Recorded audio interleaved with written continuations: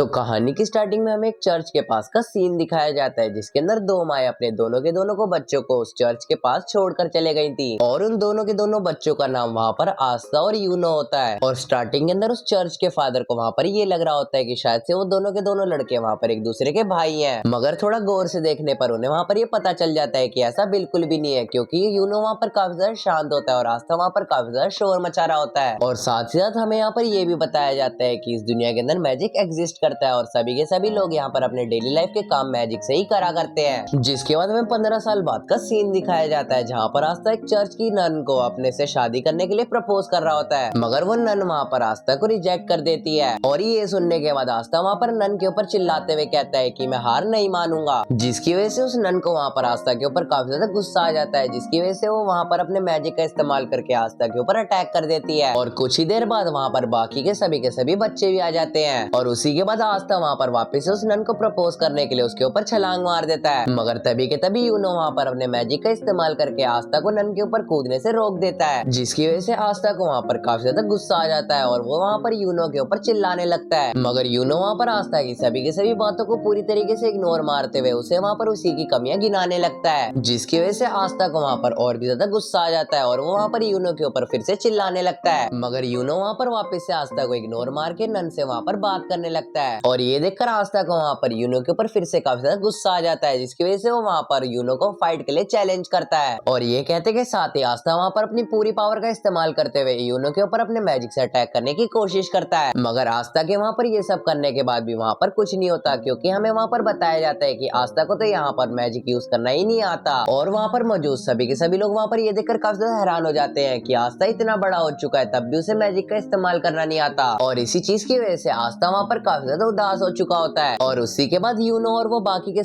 सभी बच्चे नन की हेल्प करते हुए उसके सभी के सभी कपड़े वहाँ पर सुखा देते हैं। और आस्था वहाँ पर ये देखकर अपने आप को काफी ज्यादा यूजलेस समझता हुआ वहाँ से चुपचाप भाग जाता है। और नन भी वहाँ पर ये देखकर आस्था के लिए काफी ज्यादा बुरा फील करती है, इसलिए वो वहाँ पर यूनो से कहती है कि तुम्हें आस्था से थोड़ा अच्छी तरीके से बिहेव करना चाहिए। मगर तभी के तभी हमें वहाँ पर उन दोनों के एक पास्ट का सीन दिखाया जाता है, जिसके अंदर हमें बताया जाता है कि यूनो वहाँ पर बचपन के अंदर काफी ज्यादा रोया करता था। मगर एक दिन जब यूनो वहाँ पर आस्था के साथ किससे लड़के आता है, तब से अब तक सिस्टर ने वहाँ पर उसे आज तक रोते हुए नहीं देखा। जिसके बाद हमें वापस से प्रेजेंट के अंदर का सीन दिखाया जाता है, जहाँ पर यूनो सिस्टर से कहता है कि मैं आस्था से कभी भी अच्छी तरीके से बिहेव नहीं करूंगा। और ये सुनकर सिस्टर वहाँ पर आस्था ही काफी ज्यादा फिक्र करने लगती है और मनी मन सोच रही होती है कि अब वो बेचारा वहाँ पर क्या कर रहा होगा। जिसके बाद हमें आस्था के पास का सीन दिखाया जाता है, जो कि काफी ज्यादा बड़े कंकाल के नीचे अपनी काफी ज्यादा खतरनाक ट्रेनिंग कर रहा होता है। और आस्था वहाँ पर ट्रेनिंग करते हुए सोच रहा होता है कि मैं भी यहाँ पर काफी ज्यादा ट्रेन होके इस दुनिया का किंग बन जाऊंगा। जिसके बाद हमें कुछ महीनों बाद का सीन दिखाया जाता है, जहाँ पर आस्था, यूनो और उनकी उम्र के काफी ज्यादा बच्चे एक जगह के अंदर जा रहे होते हैं, जहाँ पर आज उन सभी के सभी बच्चों को वहाँ पर उनके ग्रीमोर को दिया जाएगा। और हमें यहाँ पर बताया जाता है कि ग्रीमोर ऐसी किताब होती है जिसके अंदर हर बच्चे की एबिलिटी के हिसाब से उसे काफी ज्यादा पावरफुल स्पेल्स दिए जाते हैं। और आस्था वहाँ पर अपनी ग्रीमोर को पाने के लिए काफी ज्यादा एक्साइटेड होता है। मगर वहाँ पर मौजूद काफी सारे अमीर बच्चे आस्था और यूनो को देखकर वहाँ पर काफी ज्यादा उनका मजाक उड़ाने लगते हैं। मगर तभी के तभी वहाँ पर ग्रीमोर टावर का मास्टर आके उन सभी के सभी बच्चों को वहाँ पर लेक्चर देने लगता है। और उसी के बाद वो ग्रीमोर टावर का मास्टर अपने एक मैजिक का इस्तेमाल करता है, जिसकी वजह से वहाँ पर काफी सारी ग्रीमोर आसमान के अंदर उड़ने लगती है। और उसी के कुछ देर बाद वो सभी के सभी ग्रीमोर वहाँ पर अपनी पसंद के अकॉर्डिंग अपने अपने मास्टर को चुन लेती हैं। और अपनी अपनी ग्रीमोर को देखकर कुछ बच्चे तो वहाँ पर काफी ज्यादा खुश हो रहे होते हैं, मगर कुछ बच्चे वहाँ पर अपनी ग्रीमोर को देखकर काफी ज्यादा उदास हो चुके होते हैं, क्योंकि सभी के सभी बच्चों को वहाँ पर उनके स्किल्स के अकॉर्डिंग अलग अलग ग्रीमोर मिली होती है। मगर उन सभी बच्चों के अंदर आस्था वहाँ पर कुछ ज्यादा ही हैरान हो चुका होता है, क्योंकि उसे वहाँ पर एक भी ग्रीमोर नहीं मिली होती। जिसकी वजह से जब आस्था वहाँ पर मौजूद सभी बच्चों से पूछता है कि मेरे को ग्रीमोर क्यों नहीं मिली, तो सभी बच्चे वहाँ पर चुपचाप खड़े होते हैं। और तभी के तभी वो मास्टर वहाँ पर आस्था से कहता है कि तुम्हें अगले साल फिर से ट्राई करना चाहिए। और ये सुनकर सभी के सभी बच्चे वहाँ पर आस्था के ऊपर हंसने लगते हैं। मगर तभी के तभी वहाँ पर यूनो की ग्रीमोर काफी ज्यादा लाइट से चमकने लगती है। और उसकी ग्रीमोर की इस गोल्डन लाइट को देखकर सभी के सभी बच्चे वहाँ पर काफी ज्यादा हैरान हो चुके होते हैं, क्योंकि उसकी ग्रीमोर वहाँ पर खुद विज़र्ड किंग ने कैप्चर करी थी। और साथ ही साथ वो ग्रीमोर वहाँ पर सभी बच्चों को काफी ज्यादा पावर के साथ ही साथ काफी ज्यादा लक भी देती है। और अपनी ग्रीमोर को लेने के बाद यूनो वहाँ पर सभी बच्चों से कहता है कि अब वो विज़र्ड किंग बनकर रहेगा। और यूनो की इस बात को सुनकर सभी के सभी बच्चे वहाँ पर काफी ज्यादा एक्साइटेड होकर चिल्लाने लगते हैं। मगर ये सुनकर आस्था वहाँ पर यूनो से चिल्लाते हुए कहता है कि मैं तुम्हें हरा कर ही रहूंगा, क्योंकि मैं तुम्हारा राइवल हूँ। और आस्था की इस बेतुकी बात को सुनने के बाद सभी के सभी बच्चे वहाँ पर काफी जोर जोर से आस्था के ऊपर हंसने हंसने लगते हैं और यूनो वहाँ पर आस्था की इस पूरी बात को इग्नोर करते हुए वहाँ से चुपचाप चले जाता है। मगर तभी के तभी हमें वहाँ पर एक आदमी के पास का सीन दिखाया जाता है जो कि यूनो की किताब को देखकर काफी ज्यादा खुश हो रहा होता है। जिसके बाद हमें आस्था के पास का सीन दिखाया जाता है जो कि अपनी ग्रिमोर ना पाने की वजह से काफी ज्यादा दुखी हो रहा होता है। मगर फिर भी आस्था वहाँ पर अपने आप को मनाते हुए ये कहता है कि अभी उसे काफी ज्यादा आगे बढ़ना है और यूनो का कॉम्पिटिटर भी बनना है। जिसके बाद हमें यूनो के पास का सीन दिखाया जाता है जिसके ऊपर वो अमीर लड़के अपनी पावर से अटैक कर रहे होते हैं। मगर यूनो वहाँ पर बिना अपनी ग्रिमोर का इस्तेमाल करे उनके अटैक को काफी आसानी से ब्लॉक कर रहा होता है और ये देखकर वो दोनों के दोनों अमीर लड़के काफी ज्यादा हैरान हो चुके होते हैं। मगर तभी के तभी वहाँ पर दीवार में से काफी सारी चेन्स निकल के उन दोनों के दोनों को वहाँ पर पकड़ लेती हैं। जिसके बाद तभी के तभी वहाँ पर वो आदमी आ जाता है जो कि यूनो को ग्रिमोर टावर के अंदर भी घूर रहा था और साथ ही साथ वो आदमी वहाँ पर आते के साथ ही यूनो को अपनी पावर से बांध देता है और उसकी ग्रिमोर को भी उससे वहाँ पर छीन लेता है। और ये देखकर यूनो वहाँ पर उस आदमी से कहता है कि आखिर तुमने मेरी ग्रिमोर मुझसे क्यों ले ली, क्योंकि ग्रिमोर अपने मास्टर के बिना पूरी तरीके से बेकार होती है। और ये सुनकर वो आदमी वहाँ पर यूनो से कहता है कि तुम्हें क्या लगता है कि मेरे को इसके बारे में कुछ भी नहीं पता,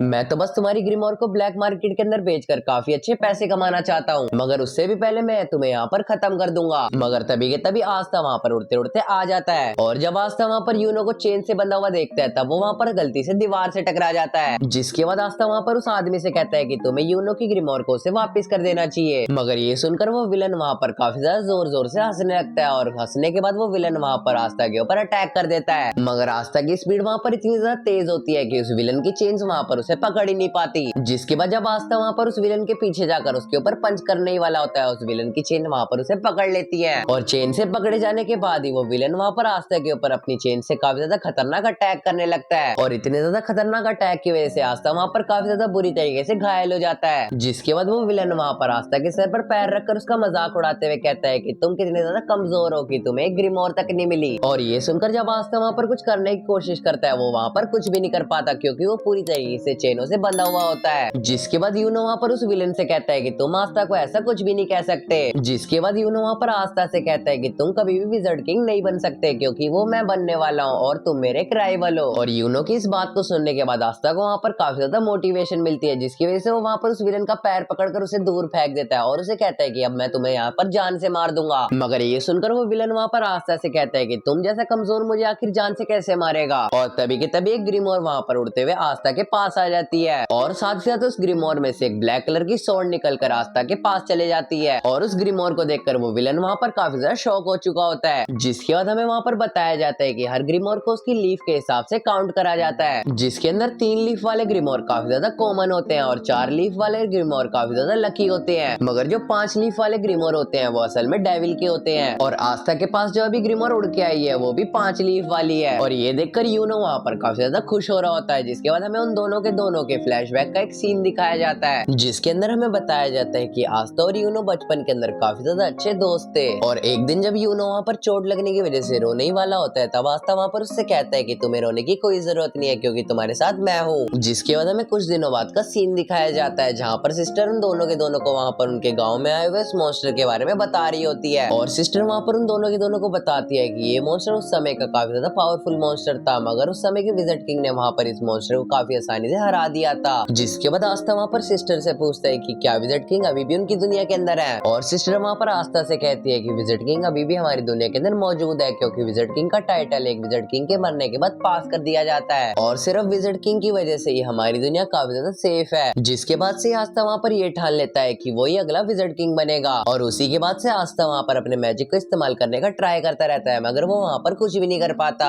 जिसके बाद तभी के तभी वहाँ पर फादर आ जाते हैं और फादर वहाँ पर आते के साथ ही वहाँ पर वो जो सभी से कहते हैं कि क्या कोई मेरा सबसे इम्पोर्टेंट काम करेगा और ये सुनकर आस्था वहाँ पर अपना हाथ उठाता है मगर फादर वहाँ पर आस्था को पूरी तरीके से इग्नोर मारते हुए यूनो के पास जाकर उससे कहते हैं कि तुम्हें मेरा ये काम करना चाहिए क्योंकि ये काफी ज्यादा इम्पोर्टेंट है। जिसके बाद आस्था वहाँ पर फादर से कहता है कि आखिर आप मुझसे क्यों नहीं कहते ये करने के लिए मगर उसी के बाद यूनो वहाँ पर उस काम की मना कर वहाँ से भागकर चले जाता है। जिसके बाद हमें एक शराबी के पास का सीन दिखाया जाता है जिसको बार की दुकान से धक्के मार के निकाल दिया जाता है क्योंकि उसके पास वहाँ पर पैसे नहीं होते और तभी के तभी वहाँ पर यूनो आ जाता है जो कि फादर के उस लेटर को वहाँ पर पोस्ट करने के लिए आया होता है। मगर तभी के तभी वो शराबी वहाँ पर यूनो को नोटिस कर लेता है और साथ ही उसके गले में टंग रहे लॉकेट को भी। जिसके बाद हमें कुछ देर बाद का सीन दिखाया जाता है जहाँ पर जब यूनो उस लेटर को पोस्ट करके रास्ते से जा रहा होता है तब रास्ते में उसे वहाँ पर वही शराबी मिलता है। जिसके बाद हमें घर के अंदर का सीन दिखाया जाता है जहाँ पर यूनो के लेट होने की वजह से सभी के सभी लोग वहाँ पर उसकी चिंता चिंता कर रहे होते हैं। और हमें यहाँ पर बताया जाता है कि यूनो वहाँ पर लेट इसलिए हुआ होता है क्योंकि वो शराबी वहाँ पर यूनो के लॉकेट को छीन कर उसे वहाँ पर काफी ज्यादा बुरी तरीके से मार रहा होता है। और यूनो वहाँ पर उस शराबी से फाइट बैक भी नहीं कर पा रहा होता, जिसकी वजह से वो वहाँ पर बैठकर रोने लगता है। मगर तभी के तभी आस्था वहाँ पर आके यूनो के लॉकेट के लिए शराबी से वहाँ पर लड़ने लगता है। मगर वो शराबी वहाँ पर आस्था के ऊपर भी कोई रहम नहीं करता और उसे भी वहाँ पर मारने लगता है। मगर आस्था वहाँ पर अपनी हार को एक्सेप्ट नहीं कर रहा था, जिसकी वजह से वो शराबी वहाँ पर आस्था को काफी ज्यादा बुरी तरीके से मारने लगता है। और इतनी ज्यादा मार खाने के बाद आस्था का मुंह वहाँ पर काफी ज्यादा बुरी तरीके से सूज चुका था, मगर फिर भी आस्था वहाँ पर हार नहीं मान रहा था। और ये देखकर वो शराबी वहाँ पर आस्था से काफी ज्यादा डर जाता है, जिसकी वजह से वो वहाँ पर उस लॉकेट को वहीं पर ही फेंक के वहाँ से भाग जाता है। और शराबी के वहाँ से जाने के बाद आस्था वहाँ पर काफी ज्यादा बुरी तरीके से पिटने की वजह से वहाँ पर बेहोश हो जाता है। जिसके बाद हमें प्रेजेंट के अंदर का सीन दिखाया जाता है, जहाँ पर आस्था की नई ग्रीमोर को देखने की वजह से वो विलेन वहाँ पर काफी ज्यादा गुस्सा हो जाता है, जिसकी वजह से वो विलेन वहाँ पर अपनी अल्टीमेट पावर का इस्तेमाल करते हुए अपनी काफी सारी चेन से आस्था के ऊपर अटैक करने लगता है। और आस्था वहाँ पर अपनी स्वॉर्ड के एक ही अटैक से उस विलेन की सभी चेन्स को एक ही बारी में काट देता है। और ये देखकर वो विलेन वहाँ पर काफी ज्यादा हैरान हो चुका होता है और उसे वहाँ पर कुछ भी समझ नहीं आ रहा होता। और उसी के बाद आस्था वहाँ पर अपनी स्वॉर्ड के एक ही अटैक से उस विलेन को भी वहाँ पर हरा देता है। और उस विलेन को वहाँ पर हराने की वजह से आस्था वहाँ पर यूनो की ग्रीमोर को उससे लेकर यूनो को वहाँ पर दिखाने लगता है। जिसके बाद यूनो वहाँ पर आस्था से कहता है कि आज फिर से तुमने मुझे बचा लिया और इसका एहसान मैं तुम्हें चुका कर रहूंगा। और हाँ, तुम ये कभी भी मत भूलना कि मैं तुम्हारा एक कॉम्पिटिटर हूँ और तुम मेरे एक राइवल हो। जिसके बाद वो दोनों के दोनों वहाँ पर कसम खाते हैं कि एक गरीब परिवार से बिलोंग करने के बाद भी हम एक विज़र्ड किंग बनकर दिखाएंगे। और सिर्फ इसी सपने को पूरा करने के लिए वो दोनों के दोनों बचपन से अब तक राइवल्स हैं। जिसके बाद हमें करंट के विज़र्ड किंग के पास का सीन दिखाया जाता है और हमें वहाँ पर बताया जाता है कि विज़र्ड किंग के नीचे टोटल 9 ग्रुप्स काम करते हैं और उन सभी के सभी ग्रुप्स को काफी ज्यादा पावरफुल मेस कंट्रोल करते हैं। और इन सभी के सभी मेस की वजह से ही उनकी दुनिया के अंदर पीस मेंटेन रहती है। जिसके बाद हमें आस्था के पास का सीन दिखाया जाता है, जो कि हमेशा की तरह ट्रेनिंग कर रहा होता है, मगर इस बार वो अपनी ट्रेनिंग अपनी स्वॉर्ड के साथ कर रहा होता है। तो गाइस, अगर वीडियो देखने में मजा आया तो चैनल को सब्सक्राइब करके वीडियो को लाइक कर देना और साथ साथ कमेंट सेक्शन के अंदर पार्ट 2 भी लिख देना, जिससे कि मुझे पता चल सके कि वीडियो का पार्ट 2 बनाना है या फिर नहीं। जब तक के लिए फिर मिलते हैं अगले संडे को, तब तक के लिए बाय।